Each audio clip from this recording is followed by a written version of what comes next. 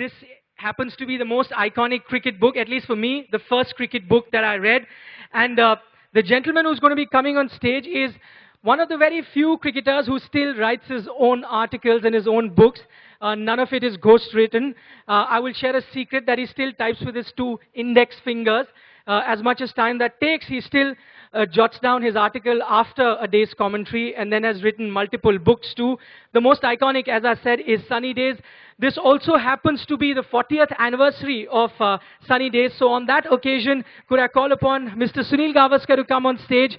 And the person who's going to be moderating this session, usually he's on the other side of the mic, and people like me are the ones who are asking him questions. Today he's going to be asking questions to one of his heroes. Could I get the very, very special Laxman to come on the stage, please?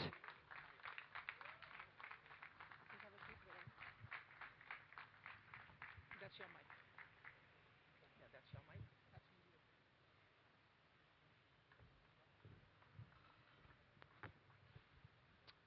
mic. Good afternoon to everyone.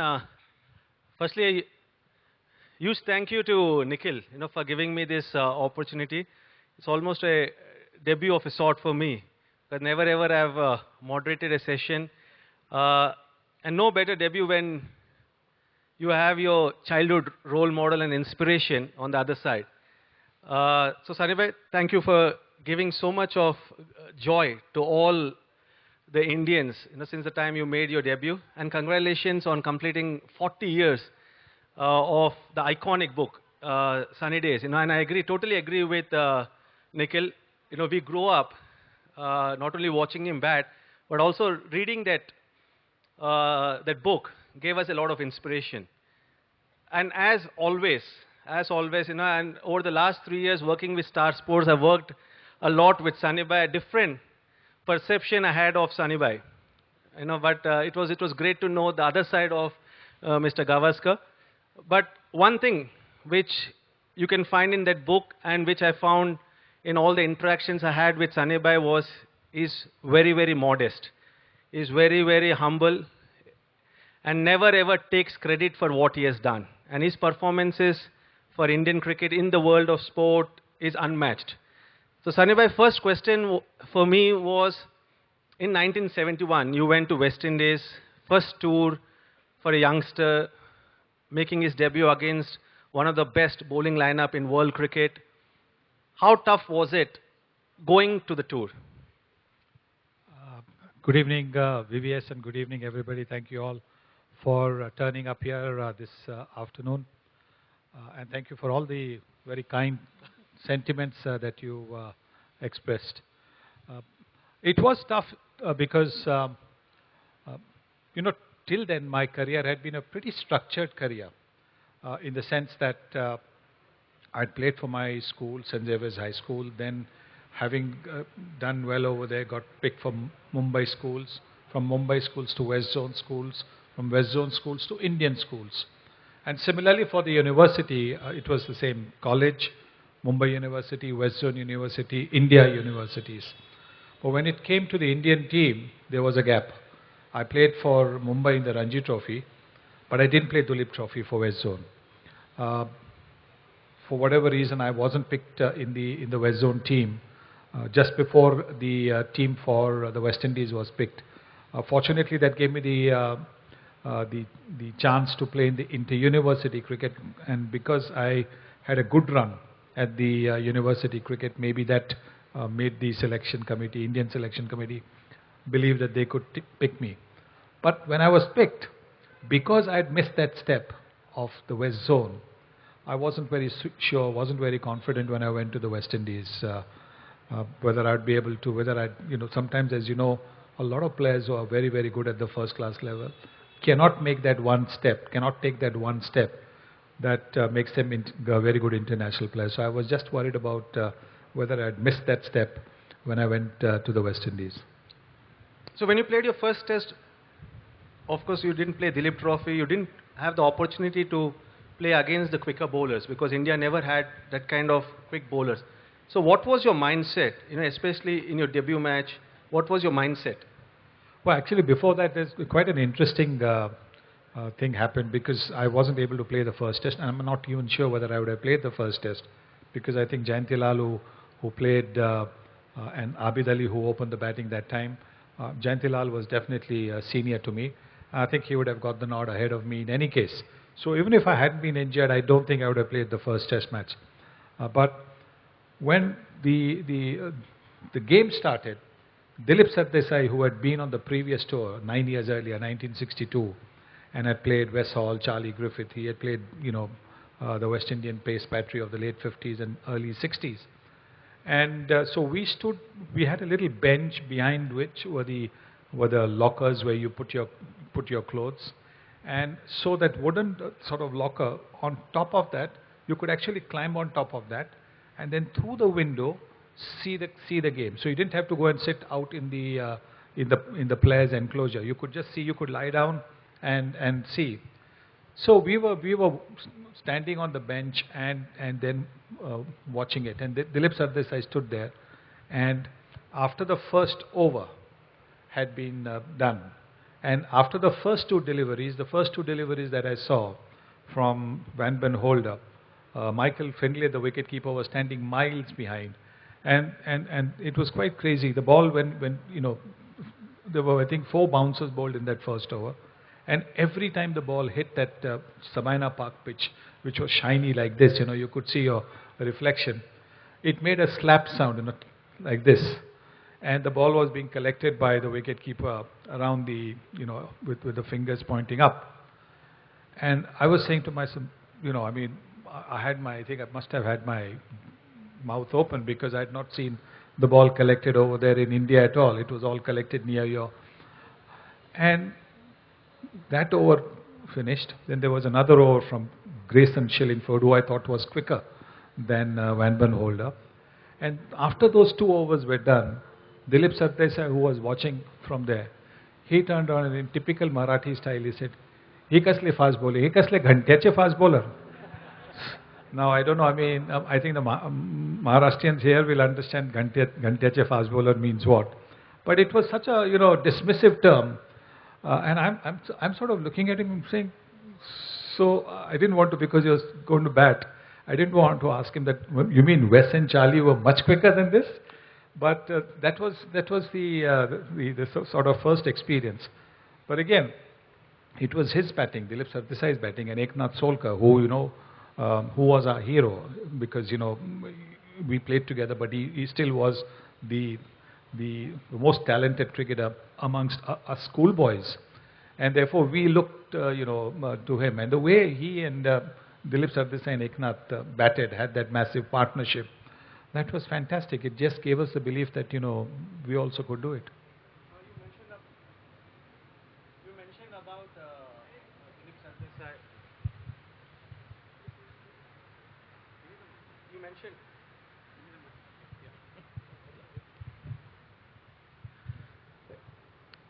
You mentioned about Dilip Sardesai, Eknath Solkar. So growing up, who was your role model, even before playing for the country? And who was that encouraging force in your family who identified the talent in you and who told that you can play for the country? Well, I think the entire family. There's no question. I think my parents in particular were absolutely, backed me to the hilt in cricket. Cricket was not a career option then. Cricket actually eased it a bit in terms of, if you were good enough as a cricketer, you're pretty assured that you would get a job. So you could, what you made of that job depended on you. Because in those days there was a definite off-season. So from May to September, October, there was hardly any cricket. So a lot of cricketers who had jobs in those days worked from May to October and then made progress in their respective organizations that employed them. And that's what you were looking to do, that, get a job because you're a cricketer. So my parents were the most, fantastic as far as backing me to the hilt.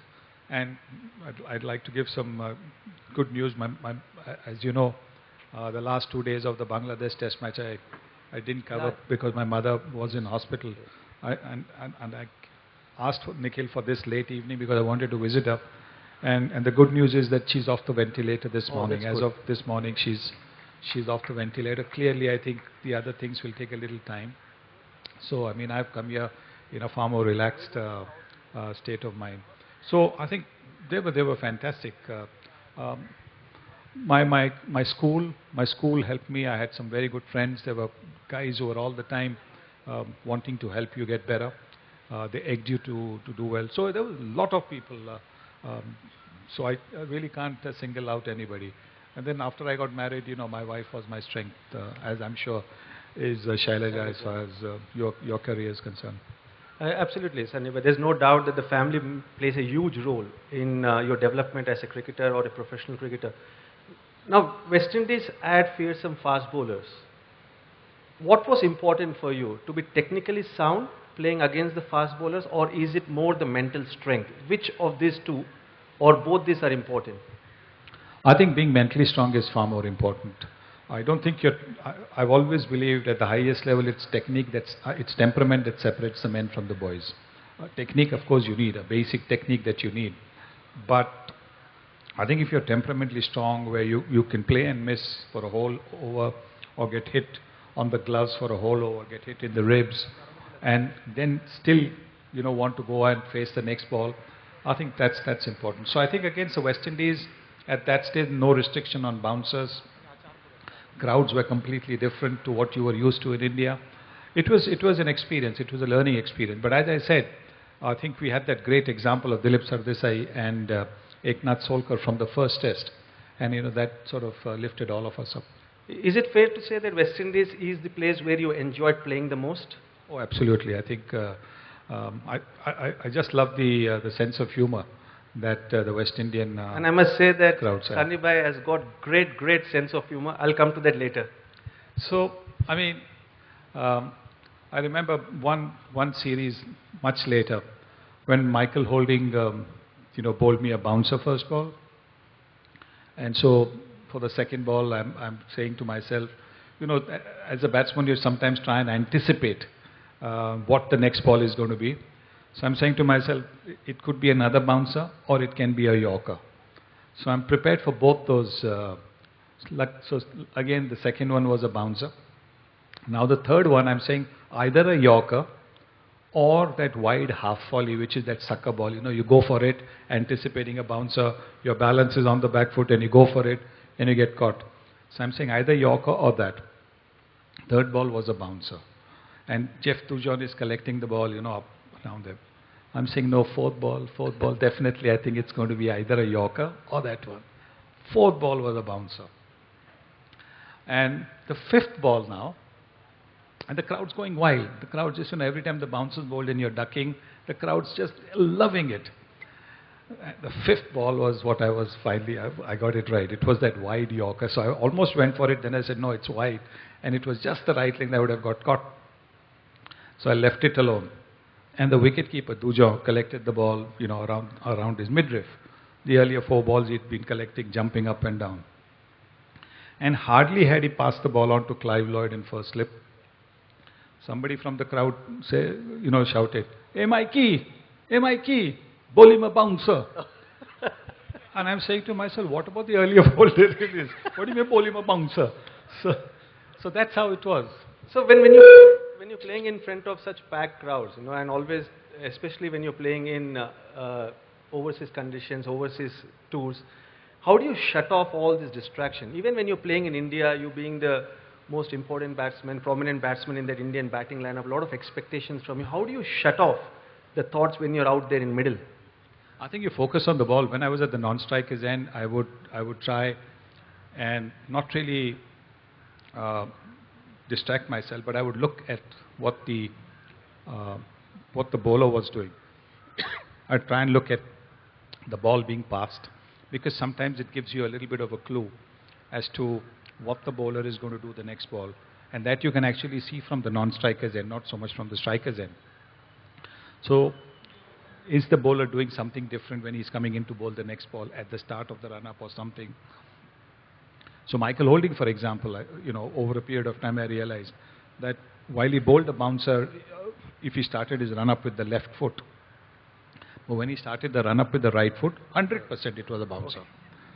Not that if he started with the left foot, it wouldn't be a bouncer. But every time he started the run-up with the right foot, when you start the run-up, it was 100% a bouncer. So you try to sort of do that. So in trying to do that, you shut yourself off from the rest of the crowd. You shut yourself off from any chatter that was there. There was hardly any chatter which was direct at you. It was generally encouraging the bowlers or the fielders. So that was not so difficult. So if you see, you played against some top fast bowler. Who was the toughest bowler, Sunny Bhai? Doesn't matter whether it's a fast bowler or a spinner. Who was the toughest bowler you played? Well, I mean, if you've got to take credit for scoring 10,000 runs, I'm going to say all the bowlers were the toughest. No, But no. who was the one who really posed I think Andy challenge? Roberts. Andy Roberts, because Andy was the reason I rate Andy just that little bit higher than Malcolm Marshall, Imran, Richard Hadley, is because he had the ability to bowl you the unplayable delivery even when you're past 150. While with the others, once the new ball was done, you're pretty confident that either your own carelessness or over-ambitious attempt at a shot or lapse in concentration would get you out. But with Andy, Andy could get you out any time. So could Malcolm, so could Imran.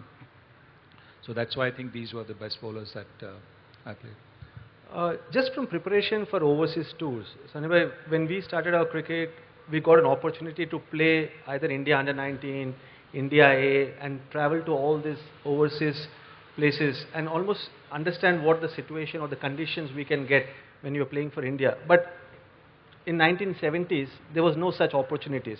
There was no India A tour which would go to foreign countries to play. So how tough was it to straight away adapt to the foreign conditions? And what would your preparation be to simulate yourself and to do well on those foreign tours? What I used to do was, at the back side of the Cricket Club of India, there's a concrete back side of the stands, I mean. But within the Cricket Club of India, there's a concrete place. And so I would have somebody wet a tennis ball and then bowl it at you. I would also have the Mumbai Ranji Trophy new ball bowlers bowl from 18 yards instead of the regulation 22 yards. So they came off the pitch quicker. The bounce might not have been the same, but at least off the pitch they came quicker. So your bat speed, you got used, to that pace coming off the pitch. So you did these little things. And as a team, how you all used to prepare as a team? Well, there was, to be honest, there was no team meeting. Very seldom did we have a team meeting. But there used to be a team analysis just about every evening because those days only the captain and maybe the vice captain got single rooms. So everybody would generally congregate either in the captain's room or the vice captain's room. And the captain's room used to be pretty spacious. So people would sit down and, and at the end of the day's play. And clearly the subject of discussion would be what happened during the day. And, what to do, what went wrong, how to get better the next day. So that was a big help because, when you were sitting down there, you did yourself a great service if you were a good listener. So when the Jaisimas, the Salim Duranis, the Sardesais, the Wadekars were speaking, and then of course the bowlers would chip in as well with their opinions. And so it was just, if you could absorb all that, it helped you. It helped your growth as a player. And for me, just sitting down there, being with these guys was a great education.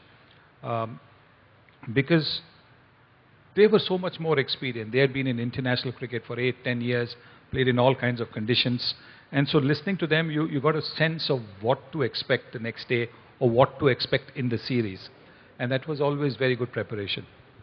So is it fair that you wanted to do the same thing when you became the stalwart of Indian cricket? Because there were stories that you landed in India from an overseas tour and straight away went and played a Ranji Trophy match. Or whenever you were in Mumbai, you used to go and play for your club, which is Dadar Union, I think. So was it something which you learned from your seniors and that's something which you wanted to make sure that you pass on your experiences, knowledge to the youngsters? They will benefit from that? No, I just love playing for Dadar Union. It was, for me, the ultimate to be able to play for Dadar Union at any time. So if the match was there and if there was a place available, then I would definitely... Place available. No, by that I mean, because not a lot of... Those were not the days where, of cell phones where you could inform them that you were coming or whatever it is. So they might have actually picked their 11. So then to just land up in the morning of the match and expect somebody who's already in the 11 to be left out. So it wasn't very certain that you would be able to get to play. But I just love playing, and therefore, if there was a chance, then I would take it. So again, just the other union and the players you played alongside. Is it fair again to say that playing from Mumbai, playing and watching some of these great Mumbai players play for Mumbai or play for India, that sort of inculcated a lot of discipline in you, and that helped you to become a much better batsman than probably if you're from different part of the country? The Mumbai culture, cricketing culture? I think so. I think perhaps at that stage it was more difficult to get into the Mumbai team. And I struggled. I struggled for years to get into the Mumbai team. I was not even in the squad. I would be regularly in the 30 or 35 people that they would name in the preparatory squad. But when it came to the final 14, I wasn't always in the team. For how many years, Sunny? After I made my debut, I think I was out of the squad for almost 2 years, out of the 14. Okay.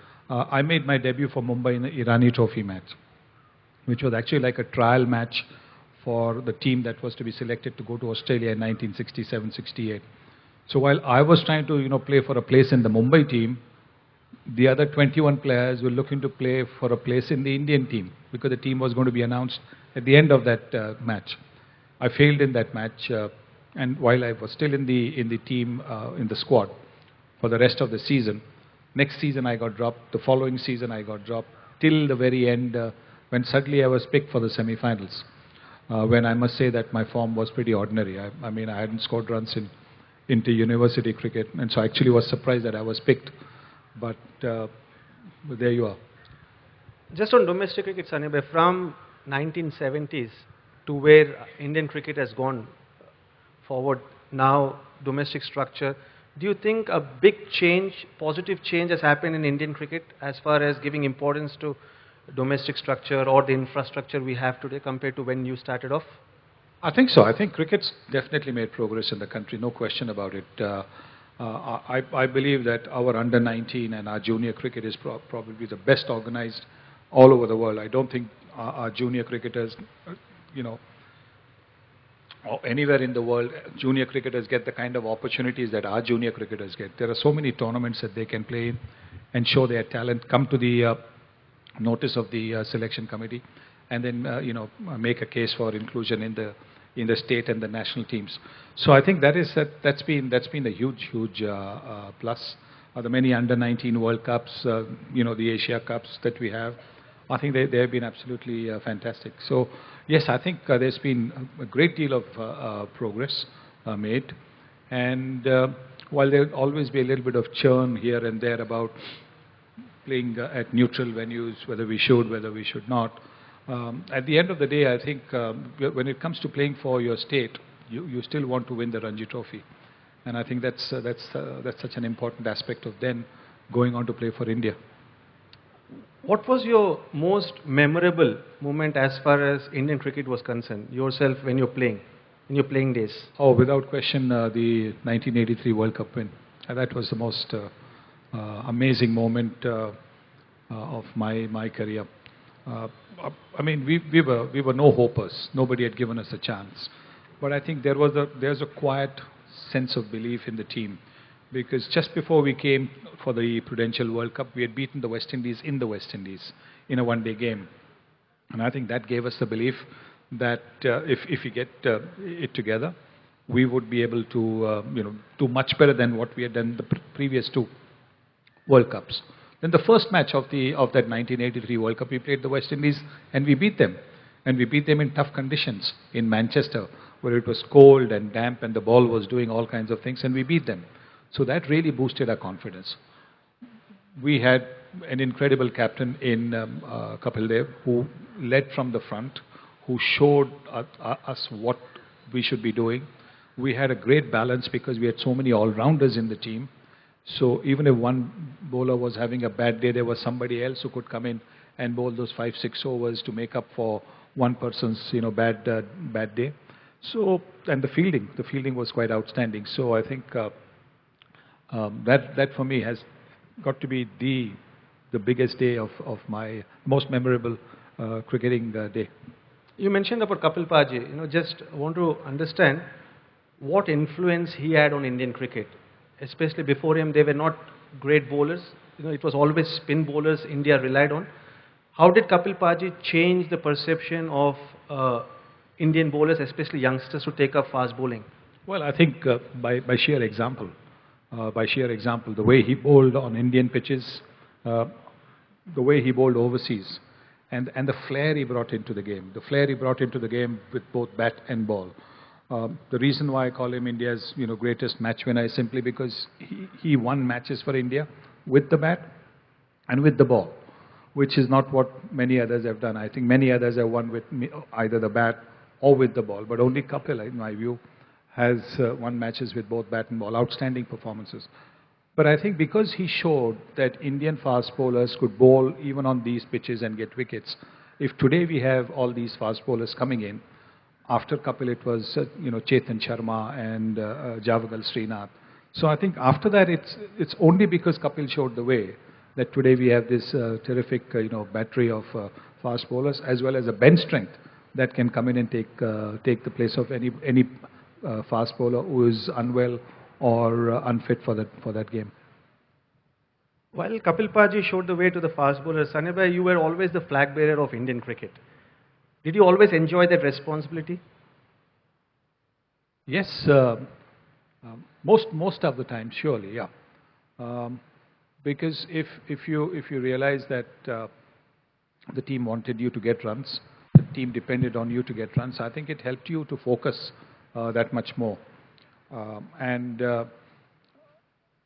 changed my game completely after that first couple of series, because immediately after the West Indies series and the England series, we had retirements. We had Dilip Sardesai retiring. We had ML Jaisimha not being picked, Salim Durrani not being picked. Ajit Wadekar went away in a couple of years' time. And suddenly, Gundappa Vishwanath and I became the senior batsman, and we were hardly 25 at that stage. And we became the senior batsman in the team. So it struck you that you couldn't always, play some of the shots that you were playing at the start, like for example the square cut or the hook, because the success percentage was just a little bit iffy. So you had to cut down on a few shots, which is what I did, and therefore maybe I didn't enjoy my batting as much.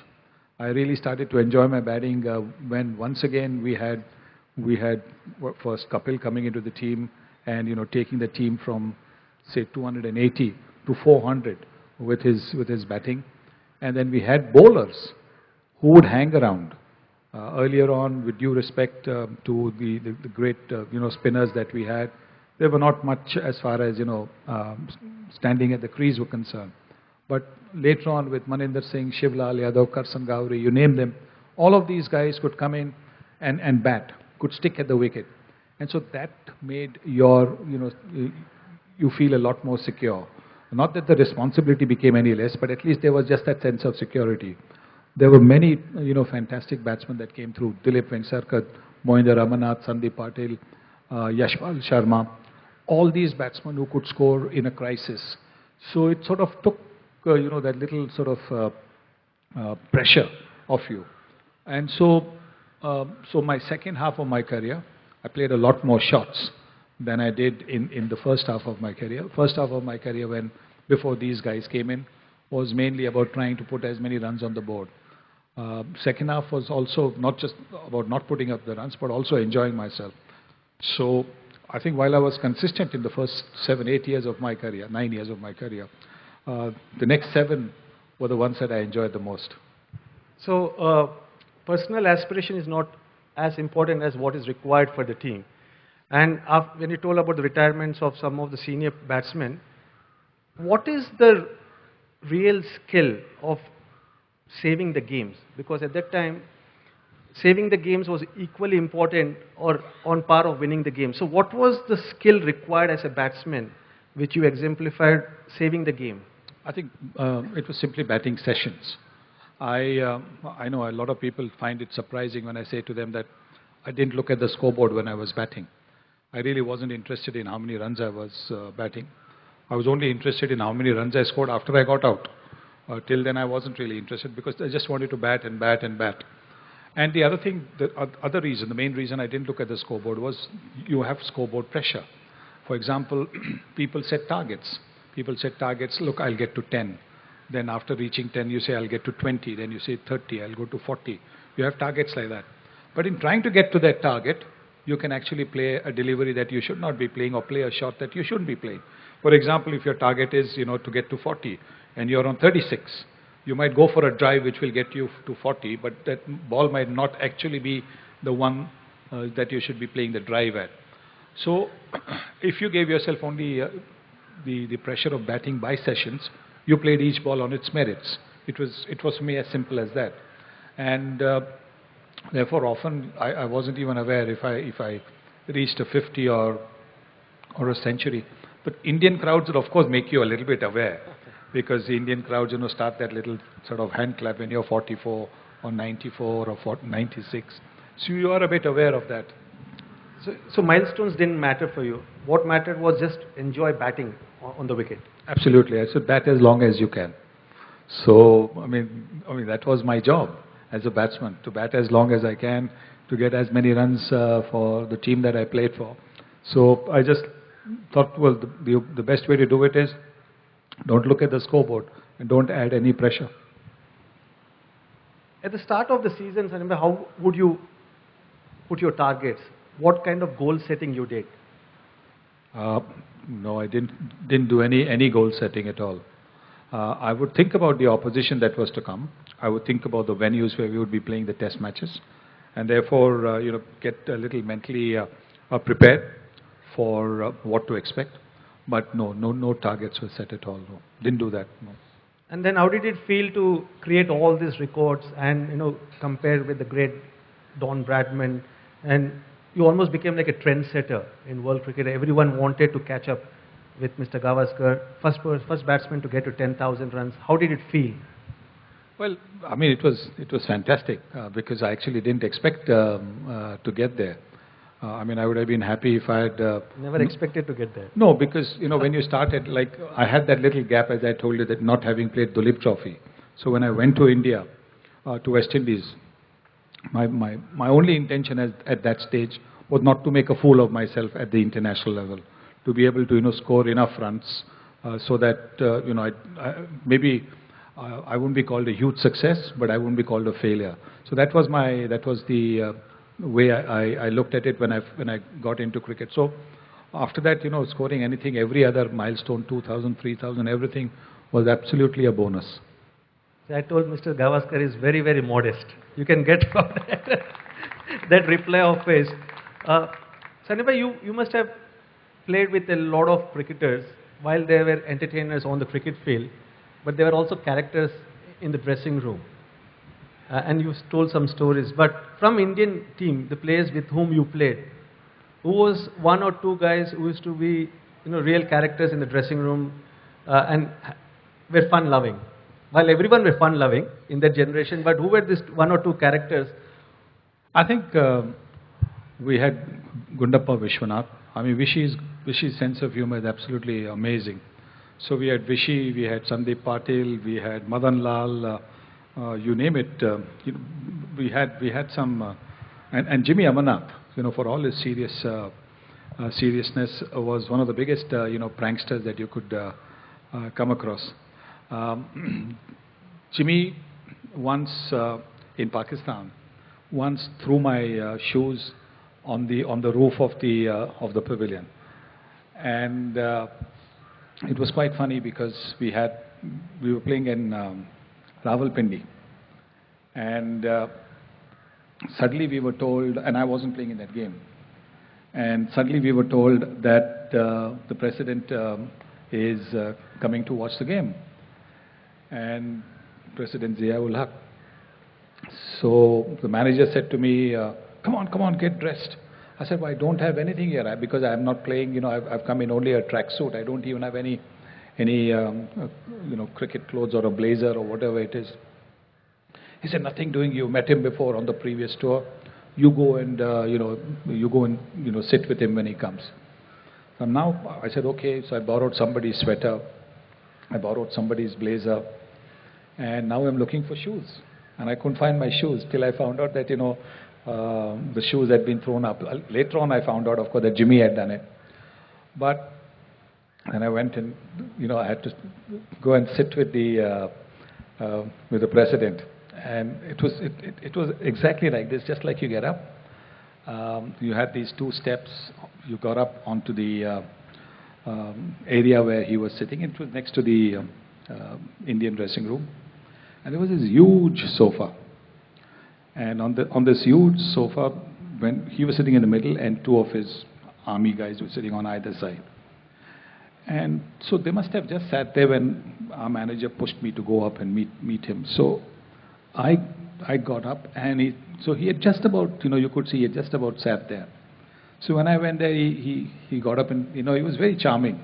Aiye, Gavaskar sahib, kaise hai aap? And, he said something in Urdu which, went over my head.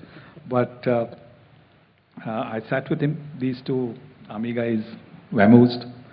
So there's General Saab and me over here. And as I'm sitting down, a bottle of 7-Up comes for General Saab, because I wasn't supposed to be there. So after some time, General Saab is saying, "How Saab, lijiye." And I'm saying, "नहीं, sir, वो आपके लिए आई है, बोतल आपके लिए आई है. मैं कुछ खेल नहीं रहा हूँ तो प्यास नहीं लगी है." नहीं, आप लीजिए. I'm saying, so I'm sort of, demurring and not really taking it. Because, look, the fact of the matter is that bottle had come for him, not for me. Now, if somebody wanted to play hanky-panky and, put something in that thing, then I'm the one who's a goner. So I didn't want to take a chance. So I'm just sitting there, and eventually he took the bottle and he sort of, said, "Lijiye." So now I've got it in my hand and the bottle's open. And I'm saying to myself, now, what to do? This is the Pakistan president. So, hello, is this going to go on air? I hope not. And so I've got this thing, and I'm sort of taking it here, but not really drinking it. Taking it here, not drinking it. And so he sees me doing that, and so I realize now, that's not, I must. So eventually I take a sip.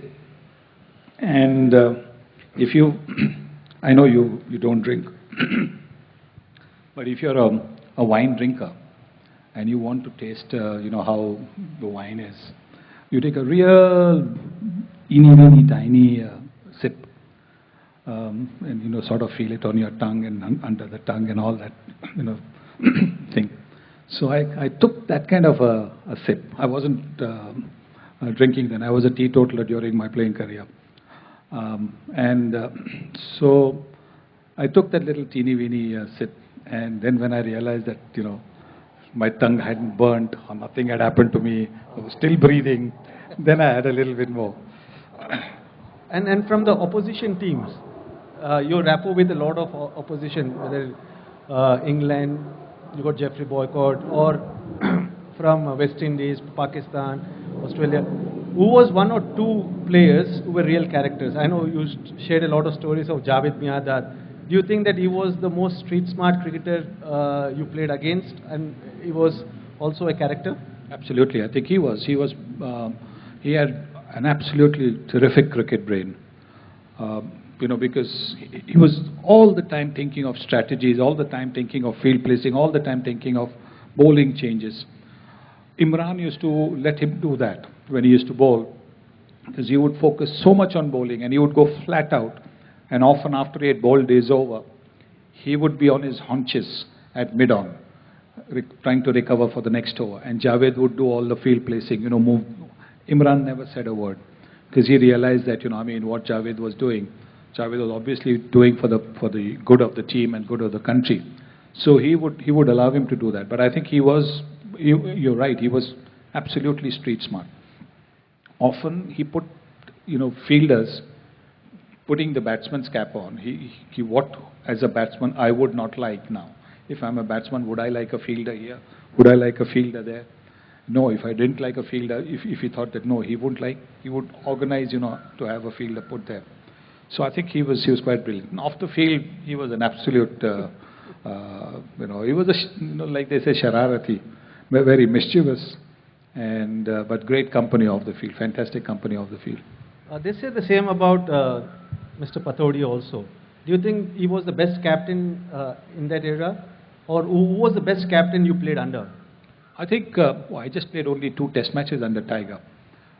In that one series, 1974 against Clive Lloyd's team, he captained the first test, then he broke a finger, so he was out for the next test, I think. Then I had broken my finger, so I missed out on the next 3 test matches, so I played only in the first and the last test. So those were the only 2 test matches that I played under him. So difficult to sort of judge anybody as a captain in just 2 test matches.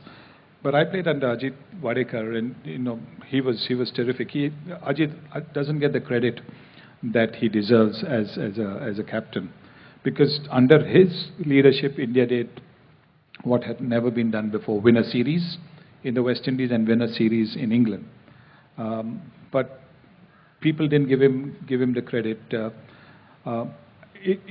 To a great extent, it is still there in Indian cricket that you've got to be seen as a good communicator, somebody who speaks good English, for you to come into the reckoning as a captain. If you don't speak good English, look, I think there will be reservations, which is unfortunate, because, like I said, I've known a lot of cricketers who might be very proficient in their own native language, not in the Queen's language, who are fantastic thinkers of the game. But that was the situation, and perhaps that's the reason why he didn't quite get the credit that he deserved. What do you think about the advent of T20 cricket? Drastic change from when you were playing the game. The cricket has evolved. The cricket has changed. Do you think T20 cricket advent is good for the game? I think it is fantastic. I love T20 cricket. I love T20 cricket because, well, one, it's a 3-hour game. So even if you're working, on it, it's basically 3 hours plus, of course, the preview and the review, which, as you know, is a bit of a with the call times, not with the actual preview. It's the call time that we are asked to get to the ground, 1 hour before we go on air. So I love T20 cricket because it's action all the way through. I still feel that Test cricket is the ultimate. Test cricket is the ultimate judge of a player's ability and his temperament, which you can't always get in a T20. T20 cricket is unfortunately only for the batsman, not so much for the bowlers, because the bowlers get carted most of the time. I mean, maybe the odd occasion they might not get carted, but they get smashed all the time. And it must not be a great experience if you're a bowler, knowing that you're going to play against a good side which has got, say you're playing against the Bangalore team with, Chris Gale, Virat Kohli, AB de Villiers to come into bat.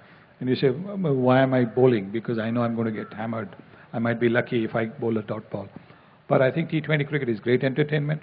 What it has done, it has energized the 50 overs game, just like the 50 overs game has energized Test cricket. Because before the 50 overs game came in, Test cricket was pretty much 180, 200 runs in a day. Of course, in those days we played 5.5 hours cricket, not 6 hours cricket. But it was around that many days, that's all. But what 50 overs did was suddenly from getting 200 to 225, people were getting 250, 260 quite regularly because in a day, because of the influence of the 50 over game. And similarly now, with the influence of the T20, you see in limited overs cricket, teams are getting 350, 400. So I think it has energized limited overs, and limited overs cricket has energized Test cricket. So all in all, it's benefited the game. You see new shots that are being played. which you would not see. You see new deliveries which are being bowled, which were not there earlier on. So I think a whole new dimension has been added to the game by T20 and limited overs cricket, and that's only good because that gives the spectators and the viewers that much more to see. You mentioned that for cricketers, Test cricket performance is very important. Are you happy with where Test cricket is at the moment, with the popularity Test cricket has, or do you think that there are certain measures which are required to be taken to make it more popular? I think Test cricket, has its own charm, and I don't think you need to tinker too much with Test cricket. What I believe is we could do to make it a little more compact is to certainly bring in the one-day white ball rule into Test cricket. Not maybe down the leg side, but certainly on the off side. I would like to see that line being drawn so that, that negative bowling sometimes, you bowl just outside the reach of the batsman, but within that width of the crease, and that can actually deaden the game. So I think what you need is maybe the white ball that is there in Test cricket to be brought into in limited overs cricket to be brought into Test cricket. And what is your opinion about day-night Test matches, Anibhai? I think where there is no due factor, I think it'll be terrific to have day-night cricket, because the pink ball apparently from all those who have played with it believe that it can be seen well. It lasts till 70, 80 overs, which is what you want. So I think, yes, there's a future. But I think the most important thing is that there should be no due, because then it'll take the spinner out of the game completely. The spinner for that last 3 hours of that game will be taken out completely. And just on Test match cricket, do you think that the home team should prepare wickets or conditions which suit their strengths and take advantage of home conditions? I think most teams tend to do that, although they might not sort of say that they do it. So I don't think there's anything wrong, but I think you still want a wicket which is a good Test wicket. You want a wicket where all aspects of the game are seen. So pace and swing at the start of, say, maybe the first day or two, then the pitch settling down to be a good pitch to bat on, the spinners coming into play around the third, fourth day, and fifth day the spinners coming in. So it's a challenge for everybody. It meets all the requirements of Test cricket. There is something in it for the quicker bowlers, something in it for the batsmen, something in it for the spinners. And with the way Virat Kohli and his team is performing, how happy are you? Oh, I'm tremendously happy. I just hope that they keep going, keep that winning momentum going, not just now, but over the years, because I think this team certainly has got the capability of winning on any pitch, any condition. And what's the one aspect you really love about this Indian team? I think what I like about the team is their attitude. I like the way they get on, the belief that they have in each other, and the fact that by winning they're giving us so much happiness. At the end of the day, whatever you might say, everybody has got unfulfilled dreams. And what do you hope to see? You hope to see those dreams fulfilled by those who follow you. Maybe it could be a member in the family. If not a member in the family, it could be people, others.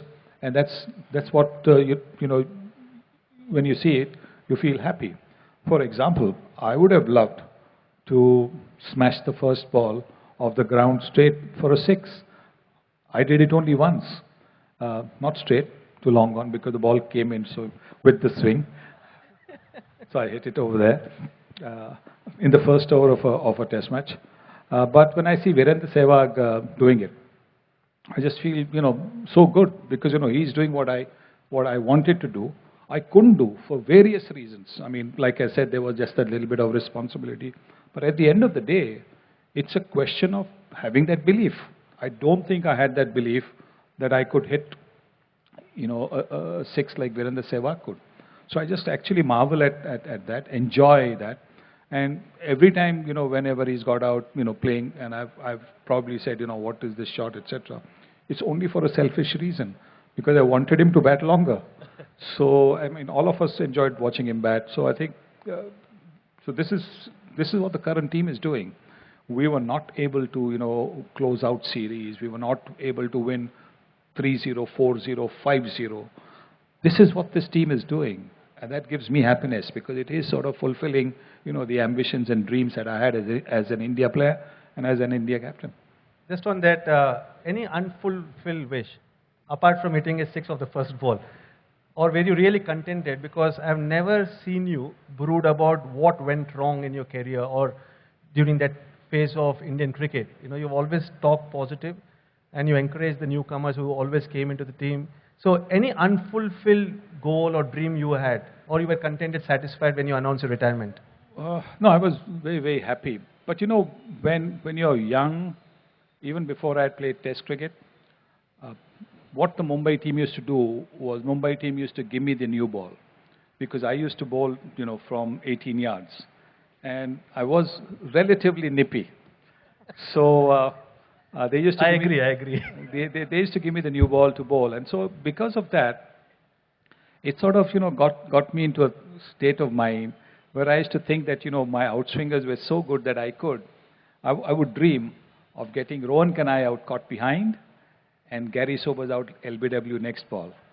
So those were my two unfulfilled dreams. Why Rohan Kanhai and Sobers? Well, I mean, they were the best batsmen in the world. So, I mean, get them out. There was this thing. I bowled my first over to Rohan Kanhai. In my first test, I was given the new ball. I was brought in first change. And I bowled the first over. And I used to bowl a fairly, like Sachin, I used to bowl a fairly useful bouncer. So I bowled in the nets because of the 18 yards. From 18 yards. 18 yards. So I bowled this over to Rohan Kanhai, and first 2-3 deliveries were outside the off stump. Third was a little short, so he cut it for a boundary. And typically, like a fast bowler's mentality, the next ball was a bouncer, and I bounced it, and it went there, and he just looked at me and laughed, laughed at the bouncer. You were a big fan of Rohan Kanhai because you huge fan. Named Rohan. You've been to the West Indies, and there's always been that tension between the African West Indians and the Indian African. And so when we were playing in my first series, if I was batting 70, 80 or whatever it is, and then played a loose shot outside the off stump, or I wasn't batting well, as he walked from slip to slip, he was a slip fielder. As he walked from slip to slip, making sure that the wicket keeper, Michael Findlay, was a fair distance away.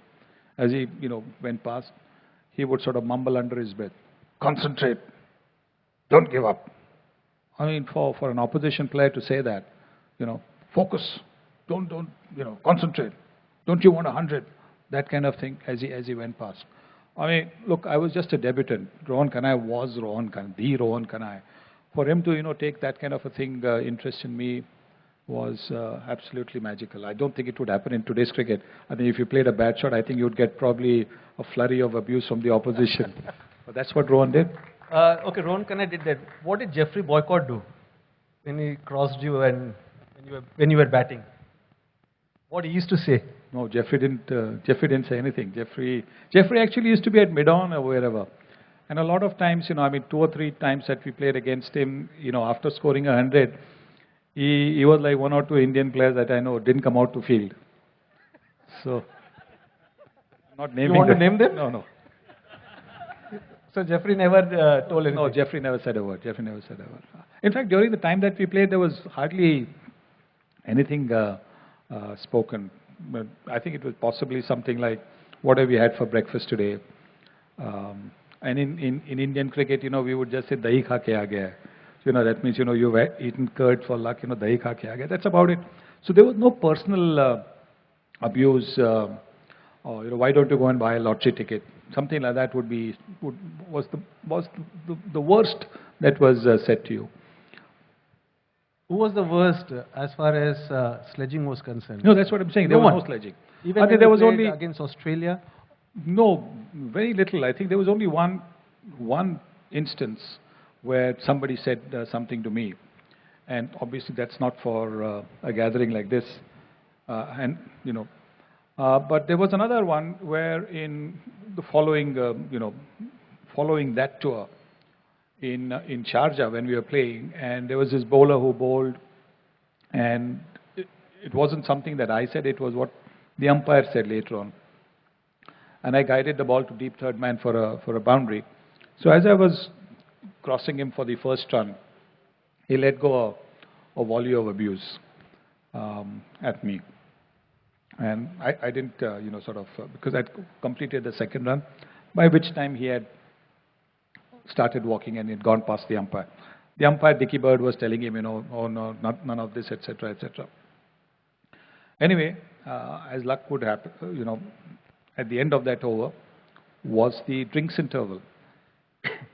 So everybody had gathered for drinks at the batting side, the two of us over there. The Australian team was in a huddle, and this guy was still fuming away for whatever reason. It wasn't that he had beaten you or whatever, but he was still fuming away, a little distance away from the rest of the team, and having his whatever. And Dickie Bird said to him, Dickie Bird, took a glass, and Dickie Bird said, "Hey, you see this? You see this?" So this guy was still, "What? You see these?" And I was here. I was standing not too far away from him. "You see these?" He's saying, "What? What?" So Dickie said to him, "You know what this is? This is water. And he's had more of this on the cricket field than what you've pissed in your entire life. So don't be saying anything to him." So instead of me saying anything, it was Dickie who told that player off. I must say, Sunny Bhai, as you just saw, the way he mimics Dickie Bird is unbelievable. On behalf of everyone, I request once to enact what Javed Miandad, or how does he behave. Once, Sunny Bhai. Please. Unbelievable, Sunny Bhai is. Javed's a character. It's an absolute. I mean, Javed, there are so many stories about him. But I guess, everybody likes to hear that story about this bowler who was making a comeback to the Indian team and who was definitely a real danger because the pitch had a little bit of grip in it, the ball was turning. And Javed sensed that, the way to throw him off was to get him nervous. So he would go down the pitch, dead bat the ball, and as the ball was going towards the bowler, he would stand outside the crease, almost defying him to throw and run him out. And he kept asking me, "Hey, bolna tela loom number kya? Tela loom number kya?" So this guy just tried to ignore him for a long while. And so once or twice Javed dead batted and still went even further. So it was, quite, the run out chance was on, or so the bowler thought. But he unfortunately didn't have a throwing arm. He had a bit of a problem with this thing. So he took the ball, saw that Javed was out of the crease, thought that since Javed was asking him, "Hey, bol na loom number kya hai, loom number kya hai," that Javed would be focused on that loom number. And he threw. But unfortunately, because he was an overarm of this thing, it went over the wicket-keeper's head for overthrows.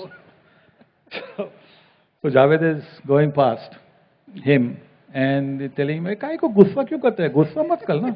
Itne kya hai? Kai ko throw karta hai? Kai ko throw karta hai?" That. So he's trying to sort of upset him all the time, Eventually, he got fed up and the bowler got fed up and said, "Kyun tere ko mera room number kyun chahiye? Kyunki tere loom mein mere ko sixth marne ka hai."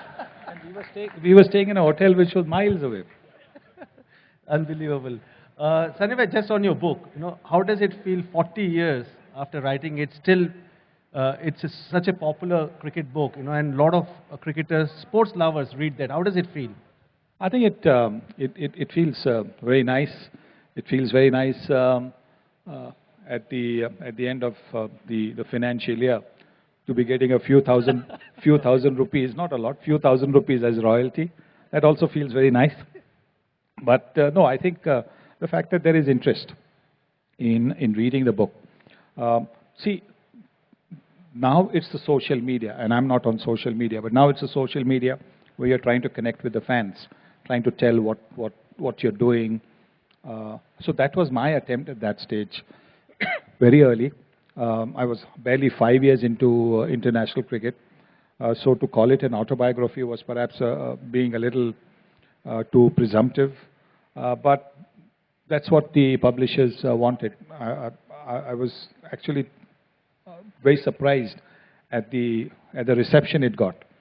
And having said that, I'll say that some of the things that I wrote in that book, I would think twice, maybe more than twice, about putting it in the book or say it in a different way. So yes, I think it was just an honest attempt. I mean, I wrote as I used to speak, and even today when I write my articles and all, I write as I speak. So there's. And you always enjoyed writing. When did it start? Because you have authored 6 books, and now also you are one of the most eminent columnists. I just enjoy putting pen to paper. Like I said, it's one way of connecting with the cricket loving public, and so trying to put what has happened of the day's play or what I think is likely to happen is something that gives me a kick even now. You enjoy being a broadcaster? Oh, I love it. I must say, he's so professional. He's unbelievable. We all envy his energy. Over the last 3 years, I've been part of the commentary team. It's just unbelievable. He does English, he comes to Hindi. Then if suppose, like recently when England came to India, he went and did BBC. Then in middle, whenever he used to get time, he used to write his article. I mean, not even a moment when Sunny Bhai relaxes when a test match is happening. And whenever he relaxes, he comes to the Hindi commentary box. Or he's more relaxed in Hindi commentary box. Yes, I think there's a difference in the commentary situations. I think in English you're a little more technical. You're a little more technical about where the ball has swung, etc., or the left elbow being there, or the foot to the pitch of the ball. All those little things that you tend to speak in the English commentary. But in the Hindi thing, it's a lot more light-hearted. You can have a lot more fun, and which is what I try to do. But if I do all these things, it's only because it gives me the chance to see cricket. I've never been a good watcher of the game.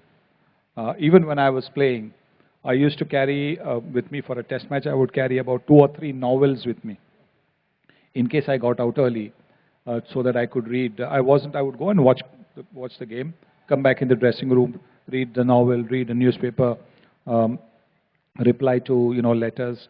But I was not a ball-by-ball watcher, which even today I'm not. So once my stint of commentary is over, I'm either having a cup of tea somewhere, or as you said, on the laptop or whatever.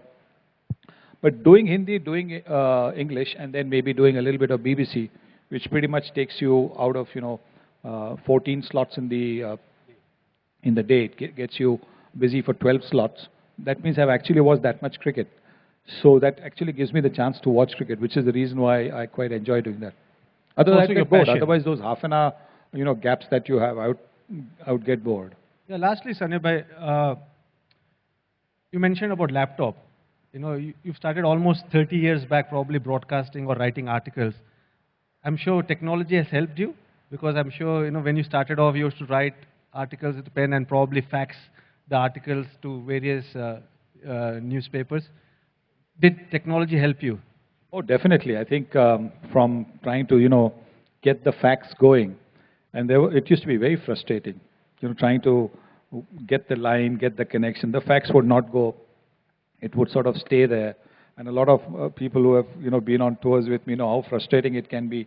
That, you're watching it, trying to sort of crawl its way. Sometimes if you were lucky, the connection was great, it would go foot, and that would be fine, you're done. But then the call would come from the office. No, this much is smudged. So you have to come back and try and do it again. So that was all a little bit tough. It took a lot of your time. But now I think the email's quite easy. Having said that, I think one of my first experiences of the email, and I'm a 2-finger. So Nikhil mentioned. So because I'm a 2-finger guy, I keep looking at the letters and not at the screen. I've actually written a whole article, not realizing that in my hurry to do this, I've actually pressed delete. So the whole article is gone. And I think I've written a whole article, then I had to write a whole article again. But now I think it's a little bit easier. So yes, I quite enjoy the modern communication. And you also enjoy traveling. Yeah, I mean, I love traveling. I don't know, I mean, what I would do if I had to spend, you know, a long period of time in one place. I think I'd struggle. Last question from my side, which is very important for me to understand. How important spiritualism has been in your life? Very, very important. I think it um, helps you, one, to try and, you know, have your feet on the ground. It helps you to understand that, you know, whatever success you've got is in a sense preordained, and whatever you do is all preordained. So I think it keeps you pretty much aware of the fact that there is a greater power than any individual, and you have to bow down to that power, respect that power, and pray to that power whenever things are not going well for you. Excellent. Request all of you to probably give a standing ovation to the legendary Sunil Gavaskar, you know, and thank you very much for answering all the questions and having that patience. Thank you very much, Sunny bhai. Thank you, thank you. It's been enjoyable. Thank you. Sunny bhai, we'll try and take a couple of questions if you're good from the audience. Yeah, no problem. Before I throw open for the audience to ask, a couple of things that I wanted to, because we're narrating tales. Before that, kuch chai bhai milega kya? Yeah, we'll just order that. No, I'd like you to narrate a couple of tales, please. We're going back to the West Indian tour. You said not many people sledged at that time, but there was this one time you came to bat at number 4 and Viv Richards had something to say to you. I would love to hear that in the West Indian accent if you could. Well, tell. that wasn't a sledge. It was, you know what had happened? A lot of people actually, let me also, a lot of people at that stage were wondering why I wanted to bat at number 4, and the reason was very simple. That Gundappa Vishwanath, who used to be a slip fielder, had been dropped from the Indian team. So I became the slip fielder. I was a second slipper for the new ball bowlers, but after that I would be prowling in the covers or at the mid wicket. Suddenly I was in the slips, and in the slips you're focused, you're concentrating every ball. So it started to take a toll of my concentration. So when I went into bat, I was playing a lot of, you know, shots that I wouldn't have. And often, because at that stage, the West Indians, having lost 8 wickets, would suddenly have a 100-run partnership for the last 2 wickets. So as an opening batsman, you start to focus and think about your innings when the 8th wicket falls. You try and sort of plan, you know, your innings. But because this partnerships would go on and would keep you on the field for a little longer, when you actually went into bat, you know, I would end up playing shots and get out. So I said, look, I made a request, is it possible for me to bat down the order at, say, number 4? And for a long time it was, you know, not being accepted. Finally they accepted it. And so this last test against the West Indies, I was slotted in at number 4. And Malcolm Marshall was opening the bowling. So in the first over itself, off the 4th ball, he bowls a snorter to Anshuman Gaikwad. Gaikwad tries to fend it off. It balloons up, caught in the leg slip. Next ball he comes in, bowls another short ball to Dilip Vengsarkar, who for some reason Malcolm didn't like at all. So bowled him a bouncer. Dilip Vengsarkar also caught in the gully. And so there it is, where I thought I would get at least 10-15 minutes of putting my feet up and relaxing, not even putting my pads on for a while. There I was on the ground in the first over of the match itself. So the last ball was the hat-trick ball. And so I managed to defend it. And Viv Richards, running from his position slip, going towards the other end, turned around, you know, as he walked past me, he said, hey Sunny, no matter what number you bat, man, the score is still 0. That's amazing. So that wasn't the sledge. And Sunny bhai, the second story, if you could narrate about that West Indian hefty fan who was outside the bus calling your name again and again, if you could share that with them, please. Well, I was having a tough time. I wasn't scoring runs, and So, the people carrier that you have in the West Indies, that which is pretty much like the Toyotas that we have, which, where you have about 10, 12 people going. So I was sitting next to the door, got in, and there was that one seat, so I was sitting down there.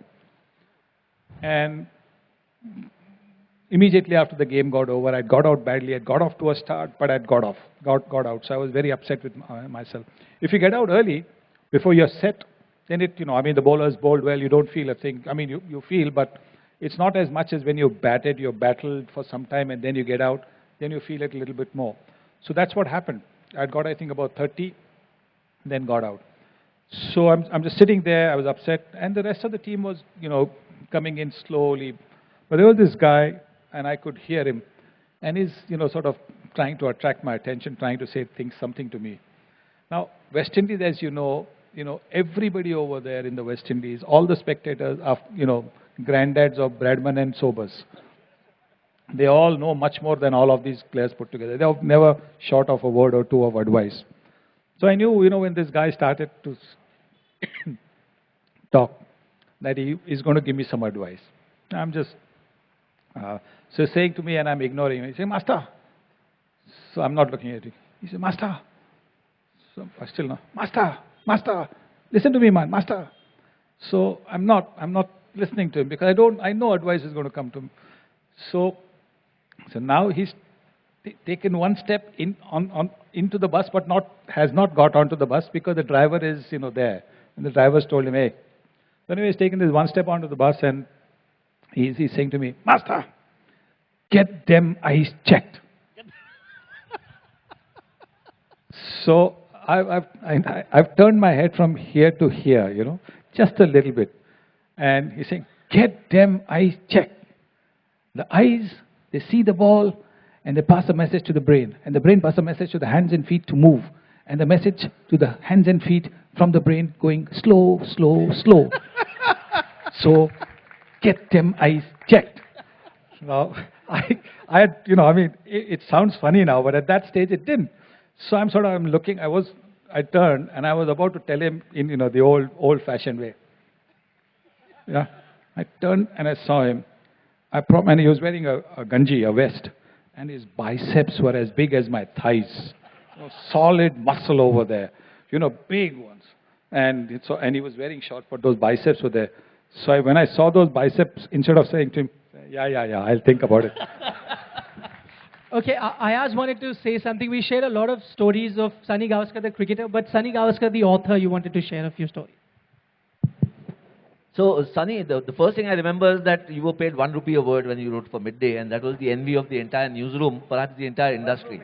And he would send in maybe 800 words then, and nobody would cut a word. Because if you cut a word, then you have to pay twice the money. So, no, but what I find quite, what I remember as remarkable is the memory that he had. It's an elephant's memory, and actually in narrating a story or an anecdote, I also want to ask him that in those days, no video replays, not enough data to go by. Did you rely entirely on your memory when you go back from your first tour in 71 to 75, 76, West Indies, and you play those marvelous innings? What do you remember of the conditions, the bowlers? I think you do remember, but not everything. My wife keeps telling me that you must write it down, you must write this down, you must write that down, you must write this down. But I really I don't do that, and because honestly, if I come up with sunny days too, it'll be like a nuclear bomb. So I don't want to do that, and it'll create a lot of this thing. So I would rather not do that. I'm quite happy, chalta hai. So, but no, I think cricket you remember quite a lot. I think maybe the other things that you don't remember as much, but the cricketing things, that's what your life has been all about. You've been a cricketer all your life, and the cricketing aspects you remember. And I think, as VVS would tell you, I think the thing that you miss most at the end of it is not the playing days, not the training hours. It's the mateship, the camaraderie with your team, with the opposition. Today, for example, I'm best friends with just about every fast bowler who tried to knock my head off. We never spoke a word, hardly spoke a word during the time that we played against each other. But I'm really very good friends with just about every fast bowler that I played against. Just, I know a lot of players who played alongside him, his contemporaries, and all of them have one thing to say, that never say anything to Sunil Gavaskar which you don't remember, because he'll remember everything. So be careful of what you tell him. But that, if you remember, we did a story on Shrikant for Sports Week magazine when he was editing the magazine, and I forgot to switch on the tape. So we had the entire interview done, the photographers taking pictures, and when we reached the office, there was not a beep out of the tape recorder. And I tried to remember as much as I could, and most of it came from Mr. Gavaskar, because he remembered substantial parts. Obviously we collaborated, but I just marveled at the fact that, he just remembered almost everything that Shrikant had said. So that's the kind of memory he had. Thank you. We'll just take 2 or 3 questions. I have 2 questions for you. You never wore a helmet facing the quickest bowlers in the world. Can you tell us something about that? And one more. Can you tell us something about yourself, cricketing or otherwise, that most people don't know about? Well, the simple reason why I didn't wear a helmet was because there was nothing to protect inside. So there was no need to wear a helmet. But I think, when you played in that era, when there were no helmets at all, you never even thought about, you just wore whatever equipment was there. Thank you. At the start of our careers, we used to stuff, the hand towels from the hotel rooms and down your pockets. Those were our early thigh pads. So I think some thigh pads were not there then. So when things started to become available, then you thought about it. But as far as the helmet was concerned, I somehow, just didn't gel with the idea. And I just didn't feel, didn't feel that I needed the helmet. I had got a skull cap done because I had seen Mike Brearley, the England captain. He used to wear one under his cap. And I thought, well, that's a good idea. It looks light. It doesn't look heavy. It allows you full vision. There is no grill, nothing coming in the way. And so I took the address from Mike and went to this person in Nottingham. And he took a mold of my head, and we got a skull cap made. And I cut it open over here because, you've got to be an absolute novice to get hit here.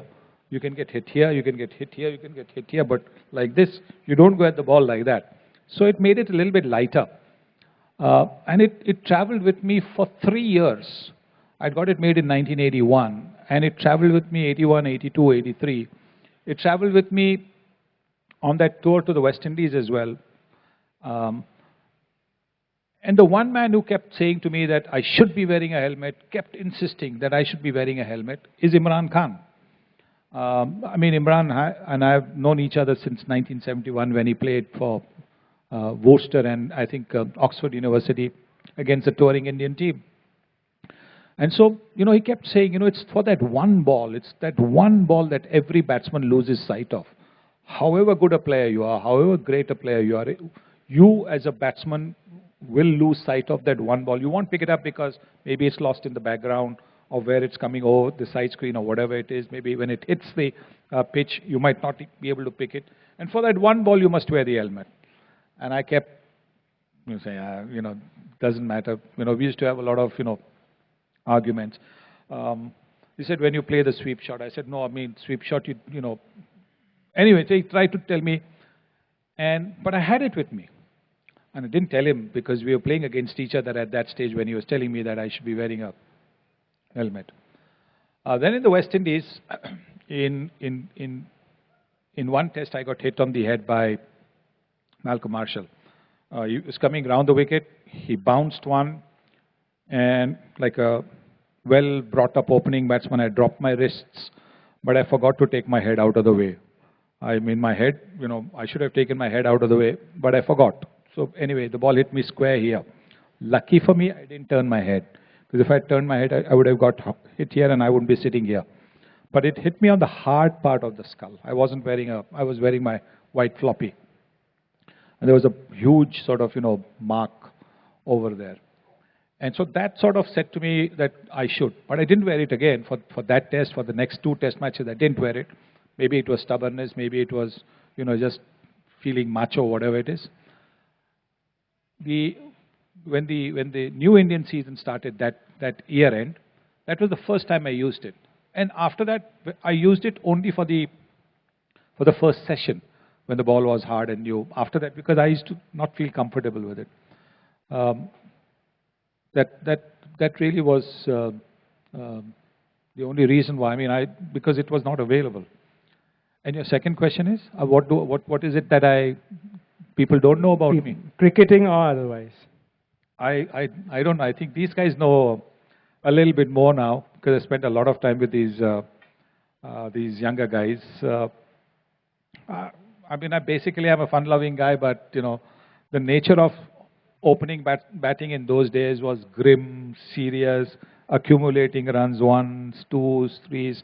So we all got this image. All of us opening batsmen got this image of being dull, boring, guys. And so I guess maybe sometimes it works to our advantage. But this, I think, Ayaz, you should be telling, because when I tell to the other senior commentators who are there, when Sunny Bhai comes into the commentary box and jokes, great sense of humor, unbelievable. The perception I had of Mr. Gavaskar in my playing days was totally different. I wouldn't say same, not dull, but serious. Dull nahi bol raha hu main, but very serious sort of person, So, but totally different, very approachable. But the other cricketers, senior cricketers who played with Sunny Bhai, tell that Laxman, खेलते समय ऐसे नहीं थे. तो Aya should tell, खेलते समय वैसे थे कि the people used to dread his, he was mercurial. His temper was something that was dreaded. But he had a great sense of humor even then, and sometimes laced with a lot of candor. From the couple of things that I remember, one is we went to Sri Lanka after the West Indies tour when he got a double hundred at Chennai, and he batting at number 4, made 236, and then Sri Lanka. And when we reached the Taj Samudra Hotel, and there was a press conference, and everybody wanted to know whether he's going to open the innings or not. So I think, if I remember correctly, some Sri Lankan journalist asked him, "Are you going to open?" He said, "Of course I'm going to open. I'm going to open doors, I'm going to open bottles, but I'm not opening the innings." In the press conference, he told that. He just aside, wherever Gavaskar went, there was a open doors, windows, bottles, but not batting. And again, when we lost the series in Pakistan, 82-83, we lost very badly. And we lost at Hyderabad, the third test. The series was gone. And there was this whole, there wouldn't be 100 journalists then, but 7, 8, 10 Indian journalists, most Agash, Pakistan se series haar gaya hai. And they went to the captain and asked him, what can we do to prevent Imran Khan from running? What is happening? He says, you have to put the side screen between him and us. It seems such a light-hearted thing to say, but there was absolute truth in it at that point in time, the way he was bowling. But he could carry it off. I'm afraid that's all the time that we have. And I'd like to thank Sunil Gavaskar. You can finish your tea, and VVS Laxman for taking our time and speaking to us. Thank you. And the book, Sunny Days, is available there. If any of you would like to buy it, you can. I don't know, Sunny, if you will have the time to autograph it also for some of them. They can buy the book from there. Thank you. Thank you so much.